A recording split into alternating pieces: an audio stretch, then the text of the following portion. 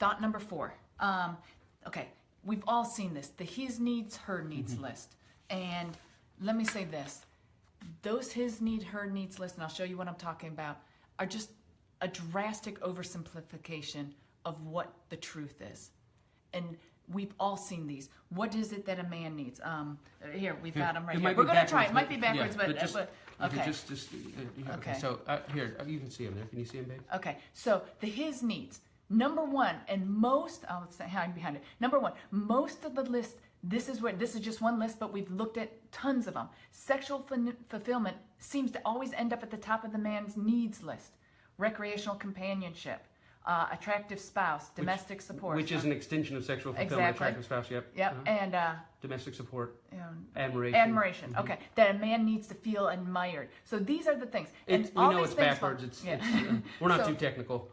So these are the things that we see in these lists. It's always somewhere in 1 or 2. It always has to do with sex when it comes to the man. On the woman's side, number 1, affection. She wants to be loved. She wants to be, taken care of, romantic, all that. And then the next one is conversation. She wants someone who talks. And, women are conversational. That's what we keep being told. Honesty and openness, number 3. Financial commitment, number 4. Family commitment is number 5. I know they shift a little here and there, but what is lacking and missing in that list on the woman's side? Yeah, look at it. Is there anything dealing with sexual fulfillment, attractive spouse? Nothing. We've looked at these. We've gone down 7, 8, 9, 10. It's absent. It's completely missing. Why is that? Yeah. Why is it ingrained in our So she's saying, see how sex is number 1. You can go through women's list, 1, 2, 3, 4, 5, all the way down 10, all the way down to tween. We know it's backwards. Sorry, we're not technical people. Somebody did a screenshot. You can look at it and decipher it later. And we say, well, this is what men need and women need. Nowhere in there does any of this stuff say that a woman is a sexual being. It's like, at what point on the list do you ever get where women need sex? It's like, well, they're not there. That's way down. How did we get to that place? Is that how God designed us? Okay, so listen, when you see a list like this, you may say, well, that's what all the lists say. You have to ask yourself something here. When we see stuff that doesn't seem like God's original intent, we have to ask ourselves, especially when we're dealing with biblical equality and gender roles and such. First of all, is it even true? Is that true that sexual fulfillment is the number 1 need for a man? Is that even true? You've got to ask. Second of all, these statistics, you have to ask yourself, okay, so even if this is what people are responding to, that the psychologists and the, people have taken these surveys and these are the things that they're coming up with. Well, we also know that, they say, nearly half of all marriages end in divorce. We also know that they say 1 in 3 people have been sexually abused. So even if those things are true, we have to say, is that in harmony with God's original intent? So maybe that is, maybe they took the surveys and I'm not saying they're lying, but I'm saying, was that God's original intent? And then also, if that is the case, is that more in line with the fallen world that we live in and what society has created and what the fall caused?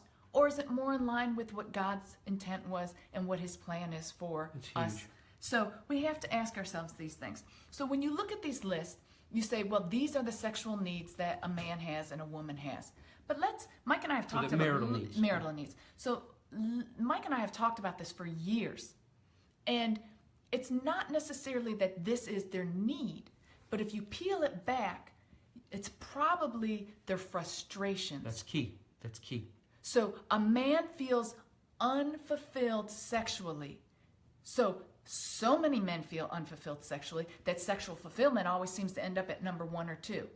A woman feels like she's not getting the attention she needs, the affection, or that her husband never talks to her. So her frustration is at the top of the list. I need my husband to open up and talk to me. I try to talk to him, and, or honesty and openness, whatever those things are. So it's not necessarily need that I think we're dealing with, but a sexual frustration. Let me say this. This is a little analogy. A real estate person takes a new young couple out. They're going to go look for a house.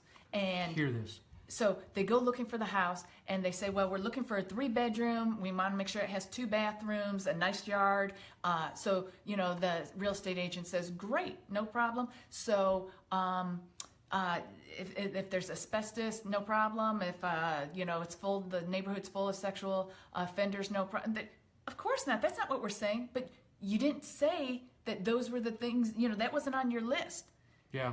But the thing is the underlying thing is when all things are equal, meaning we want a safe, we want a secure, we want a nice neighbor, safe, secure neighborhood, house, good school district, all of those things. When all those things are in place, now we can say we want the 3 bedrooms, we want the 2 baths.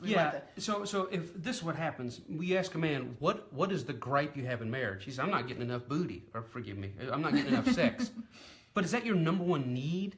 No. These lists like this thing here, they make assumptions. They make assumptions that other things are in place in the marriage, and I know they're backwards, thank you for your grace. And then say, okay, well, all things being equal, like she said, the guy says, so you want a 3-bedroom house? Yeah, that's all you want? Well, I'd like a good school and a short commute. Okay, so you don't care about rats and gunshots. Well, no, I don't want the roof falling in. I don't want my children getting lead paint poisoning. I'm assuming that the basics are there. Her point is, sexual needs are not the number one part of a man. That's not what men want more than anything else. It's ridiculous to think. It's ridiculous to think that a man would want a woman to be sexually fulfilled, but have a wife that lies to him all the time. Yeah. So what's your number one need? Sex. So you don't care if she's honest? No, as long as she screws me, she don't have to be honest. That's silly. That's ridiculous. And that a woman would want, affection, but then to have somebody who, I'm just trying to think now, that doesn't support. Yeah, cheats and doesn't work. Exactly. It's like, well, he's sleeping with my sister-in-law, but, I don't care. So we've got to stop putting these lists. It's like sometimes these lists go up as the, law, gospel, this is that. So Mike and I, like I said, we've talked about this for years, and we've done numerous teachings and conferences and things like that with people, married couples, singles, whatever. So we said, let's look at this and let's really see. So we set up a survey. I believe there were 18 points on the survey, and we said, write down, list them 1 through 18. Number 1, what is it that you cannot live without in your marriage? What is the number one thing you can't live with, the things that we listed? Then go to number 2 out of the list, and go all the way down to 18. Maybe it's not that you can live with number 18, but in order of numeric order, and starting with number 1. And it's very interesting what we found. Yeah, let me say this, because so you had a number 1 to 18. What's the most important? What's the least important? And we said if you don't get your 18th thing, you're at peace with it because you get your first 17 things. If you don't get the last 2 things, you're at peace with it because you got your first 16 things. If you don't get the and we gave them out, and we've done thousands of surveys on sex, sexual behavior, singles, married, etc. It's very interesting, the results. And here's why these lists are bad. When you say the needs of a woman is affection, you don't think men like affection? How come affection isn't on this guy's list? The needs of a woman is sex. You think women don't like sex? You think men don't like conversation? Are you kidding me? Men love to talk. Well, no, men don't talk. That's not true. They talk to their buddies all the time. It's not that they don't talk. It's that they have difficulty because of society teaching us that men and women can't talk to each other. And the idea that, well, men want sex, men can take it or leave it. That's not true. Watch what happened. This is, I'm going to show them. I know you've got this printout. So it's going to be backwards. Just chill.